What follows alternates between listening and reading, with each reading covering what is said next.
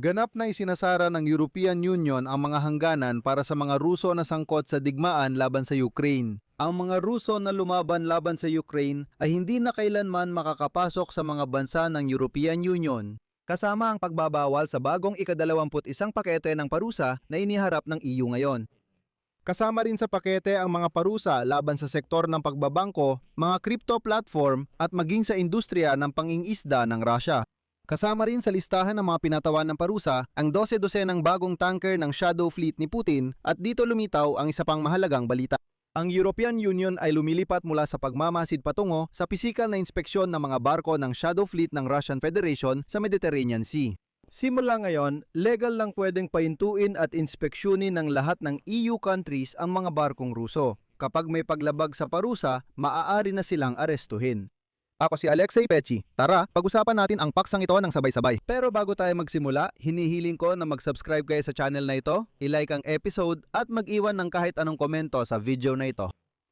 Kaya, nagmungkahi ang Euro Commission ng bagong pakete ng parusa laban sa Rusya na sumasaklaw sa ilang pangunahing direksyon. Enerhiya, serbisyong pinansyal, cryptocurrency, kalakalan at unang beses, pangingisda. Ang bagong ika-21 na pakete ng mga parusa ay iminungkahi ngayong ika-9 ng Hunyo at ito ay bahagi ng ika-21 na pakete ng mga hakbang na naglilimita sa Europa. Sa mga listahan ng parusa ng Russia, isasama ang 70 bangko ng Russia na magiging pinakamalaking sabayang pagpapalawak sa kasaysayan ng mga parusa laban sa Russia. Dahil dito, mahigit 50% ng buong sistema ng pagbabangko at institusyong nagpapautang ay masasaklaw na ng parusa ng European Union. Ang 31 bangko ay haharap sa pinakamahigpit na parusa at lubos na ipagbabawal sa lahat ng transaksyon sa mga tao o entidad ng European Union. Opisyal itong inanunsyo ni Ursula von der Leyen, pinuno ng European Commission. Madadagdag pa ang 20 bangko mga kumpanyang kripto o plataporma sa ikatlong bansa na nagseserbisyo sa mga organisasyon at pribadong individual ng Russia na may parusa.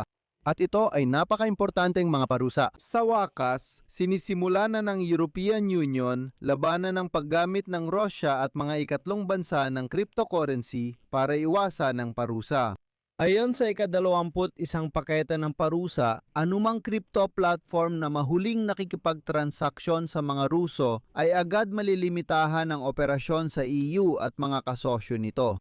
Opisyal na pahayag. Sa unang pagkakataon, maglalagay ang European Union ng posibleng ganap na pagbabawal sa mga serbisyong may kaugnayan sa mga crypto asset sa mga ikatlong bansa. Magiging malakas itong panakot sa mga bansang nag-host ng platformang tumutulong sa Russia na iwasan ang ating parusa.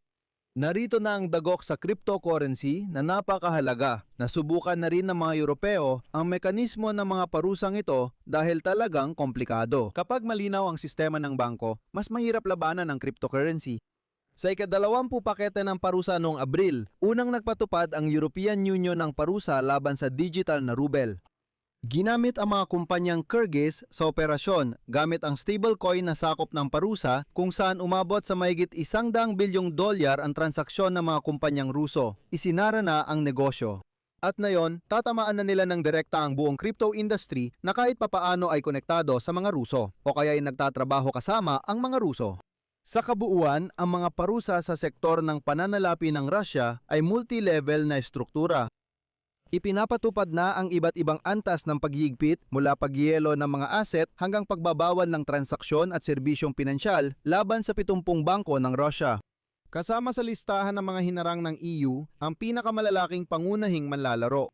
Sberbank, VTB, Alfa Bank, Rosselshochbank, Promsvyazbank, Moscow Credit Bank, Sovcombank, Novicombank at iba pa. Maraming mga regional na bangko ang nananatili sa ilalim ng mas maluluwag na sektor ng mga parusa.